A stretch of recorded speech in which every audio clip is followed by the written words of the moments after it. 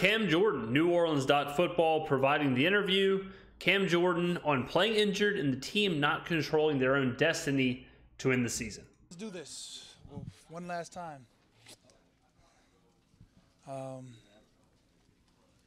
Yeah. So, who? I was wondering the same thing. So I don't know if y'all could hear. He said, "Let's do this one last time," and a reporter said, "Are you retiring?" I was thinking the same thing. I was actually about to pause the video and say, "That sounds like something a guy would say if they were retiring." And Cam kind of laughed it off. So it sounds like he is not. He's not retiring anytime soon. Oh man, for the year. You know, I guess that would. I did that to myself.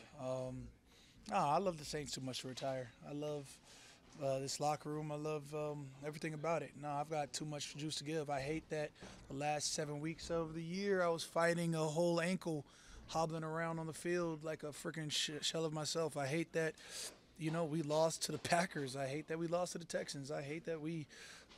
He sounds like me. Cam and me agree. Cam, one of my favorite Saints of all time. Yeah, I hate we lost to the Packers. Yeah, I hate we lost to the Vikings. Yeah, I hate we lost to the Falcons. I hate we lost to the Bucks. Like, any of those change, we're hosting a playoff game. You know, so yeah, Cam is an emotional player. He might be the longest tenured Saint. I'm sure he's got to be the longest tenured Saint on the roster. He is a lifelong Saint. At some point, he'll be going up in the Ring of Honor. I hope. He certainly deserves it. And Cam's passionate about this. So he is reciting a lot of the same stuff I'm saying. And we are passionate about this team. That's why when we're saying, this last season wasn't good enough and we want this for the future and we want this for the franchise, it's coming from a place of fanhood and a place of passion. Lost seemingly to Atlanta in Atlanta, and freaking love that we beat Atlanta the way we did. There you go. This last time. I love the way that we finished the last two games, offense and defensively.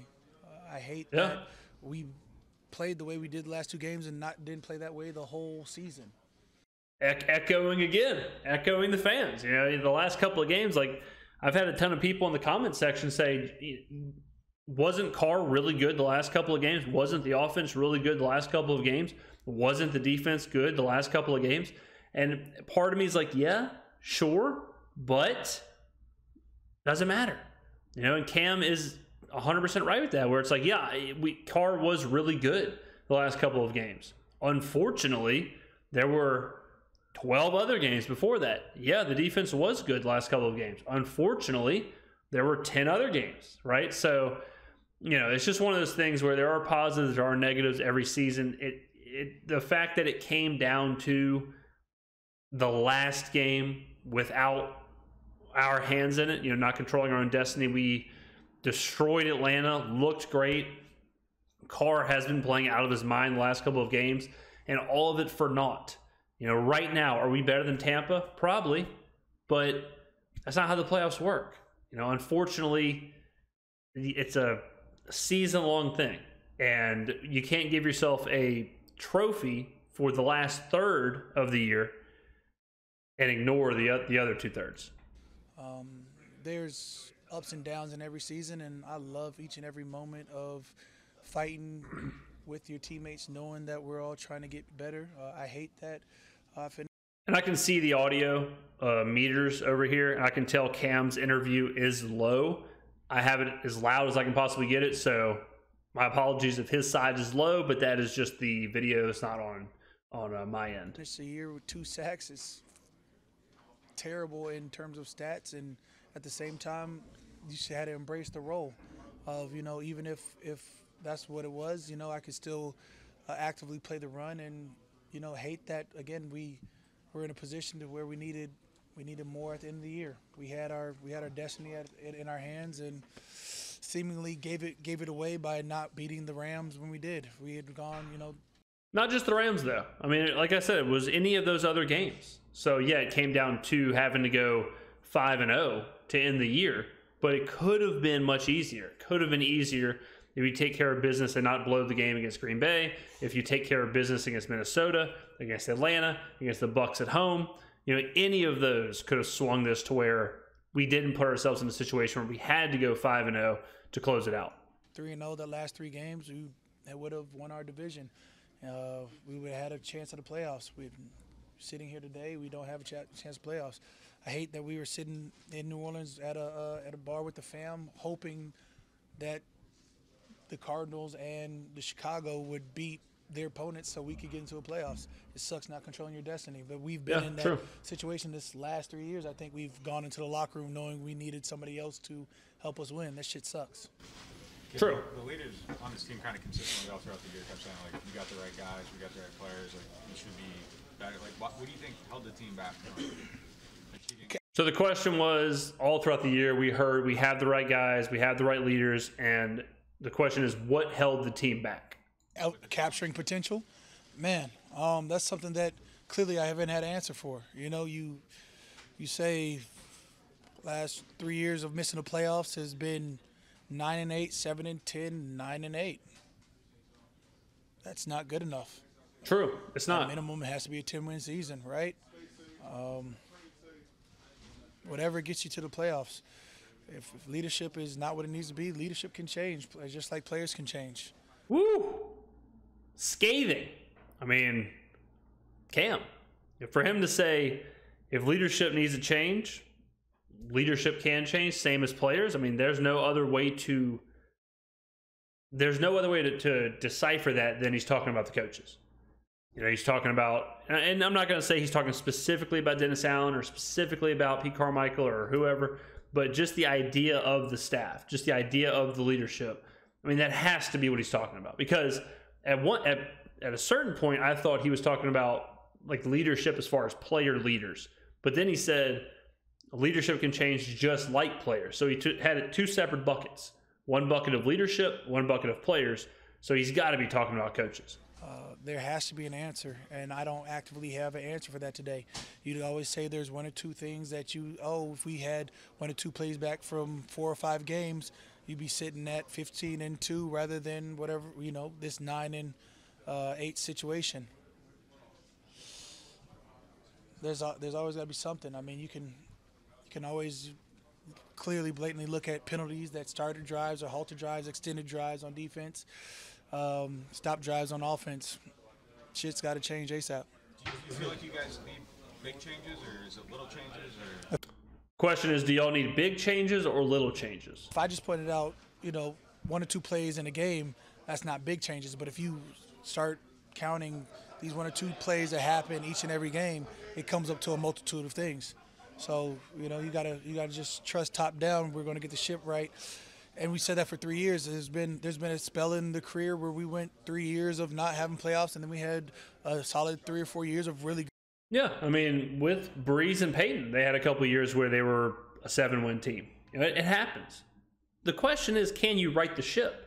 The question is the right people there to get this thing back on track? I think y'all know my answer. I don't think Dennis Allen and Pete Carmichael, and looking like Mickey Loomis, it looks like they might not be the right guys to do that. So I'm with Cam here. We have gone over this a million times, how teams ebb and flow, right? Teams ascend, they peak, they descend, they can hit rock bottom.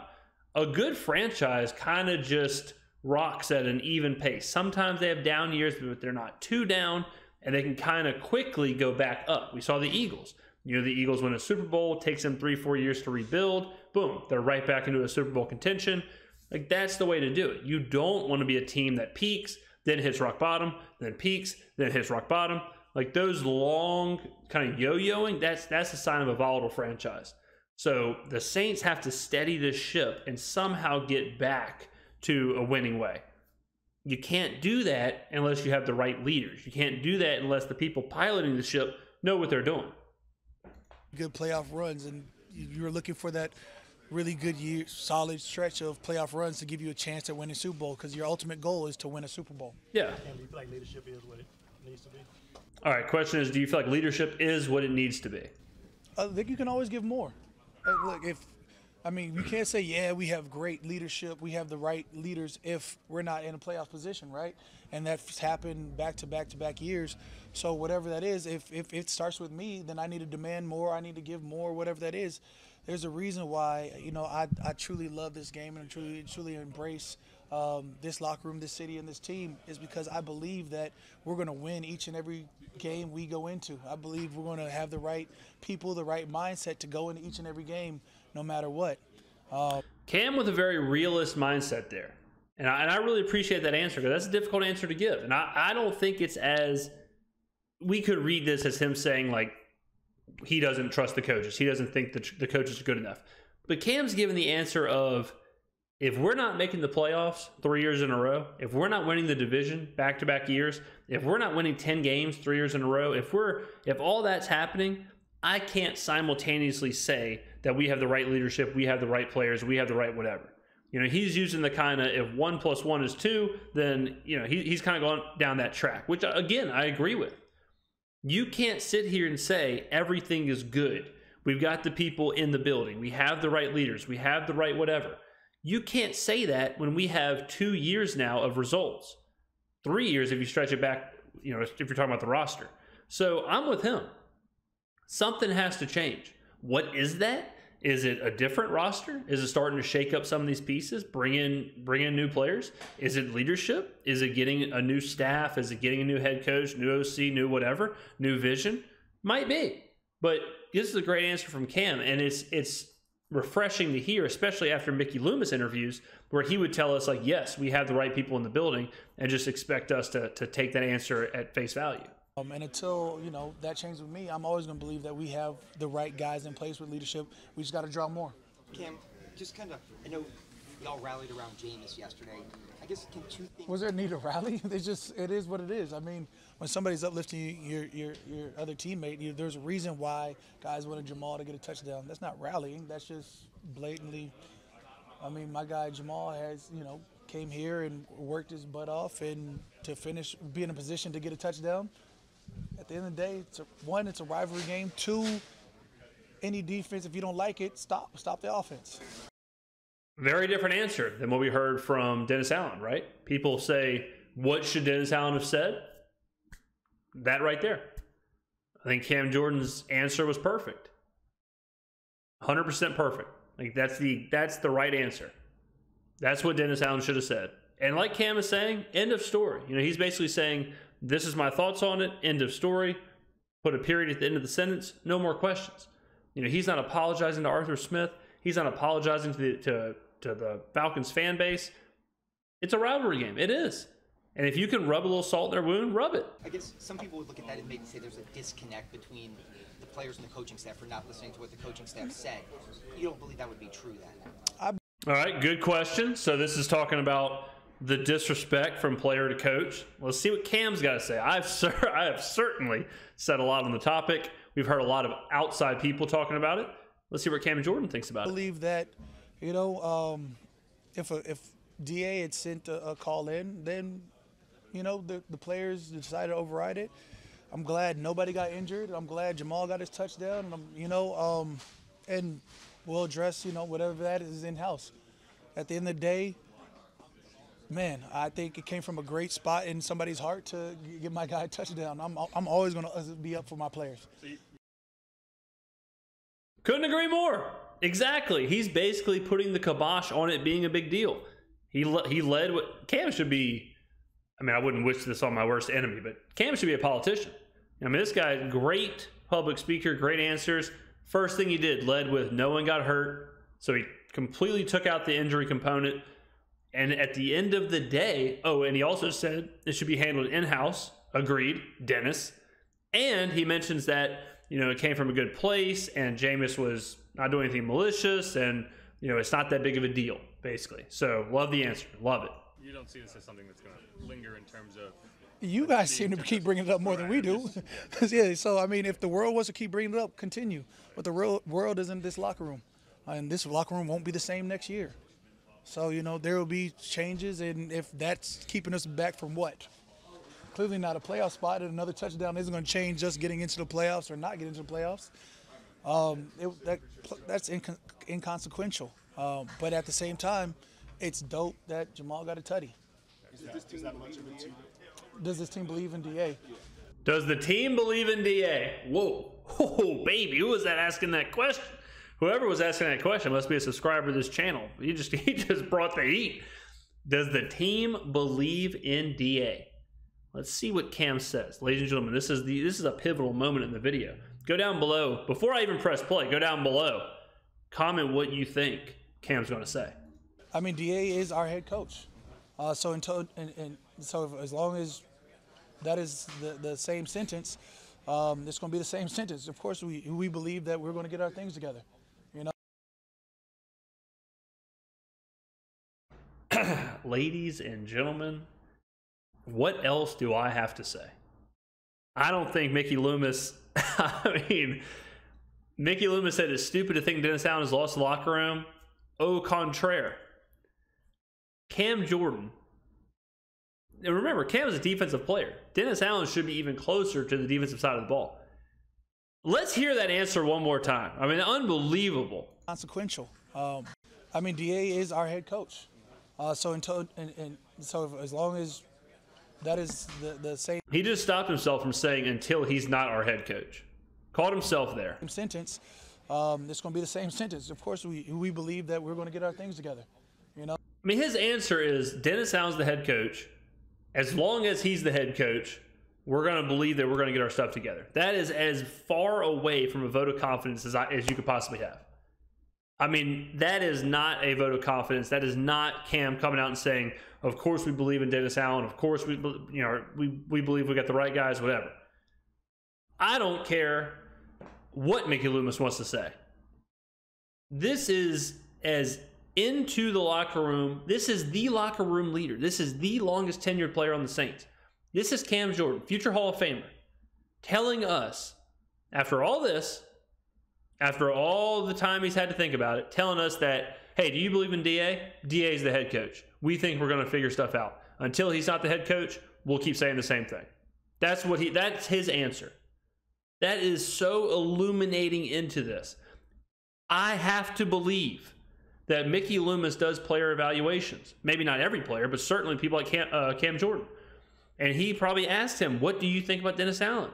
If I'm Mickey Loomis and I hear this from someone like Cam, I have to, I mean, it's only been a week.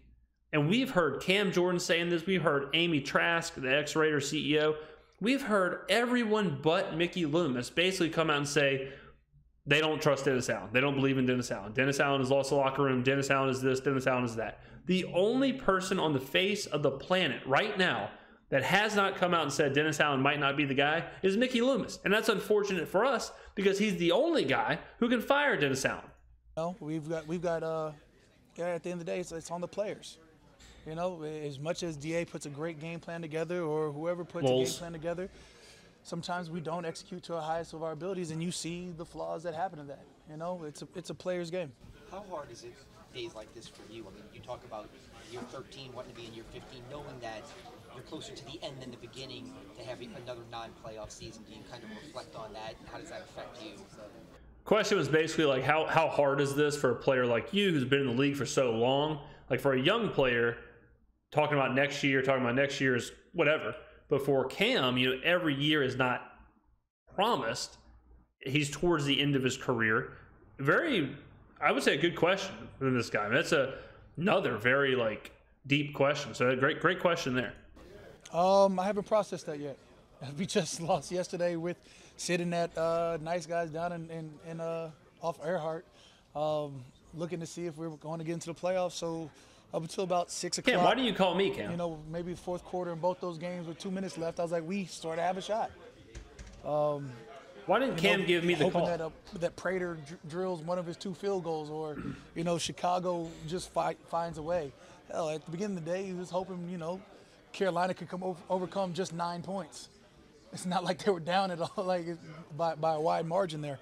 But that's just it. I became a fan yesterday, and that shit sucks. Tell me about it, brother.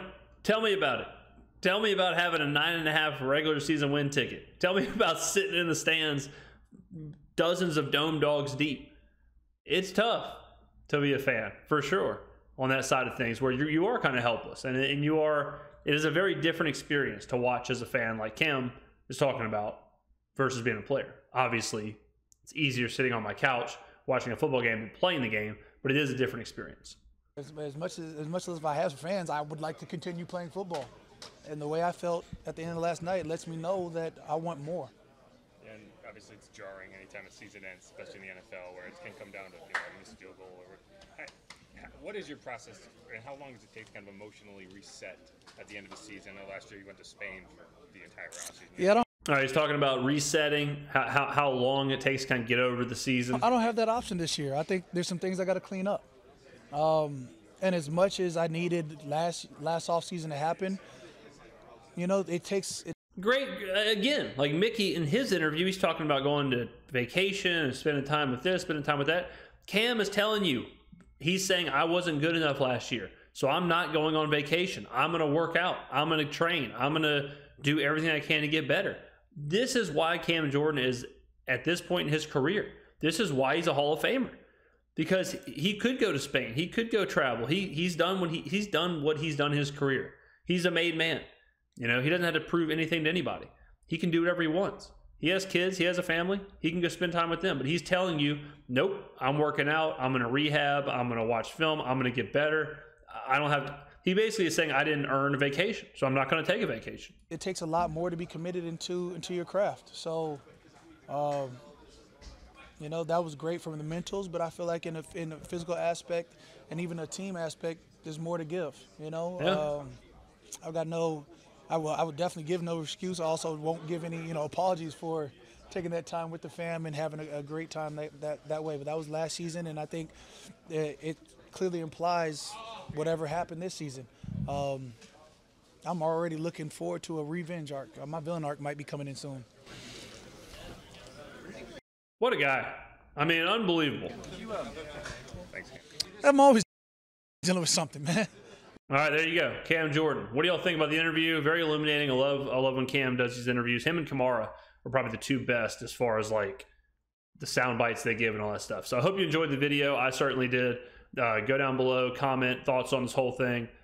Thank you for watching. I will see you in the next video.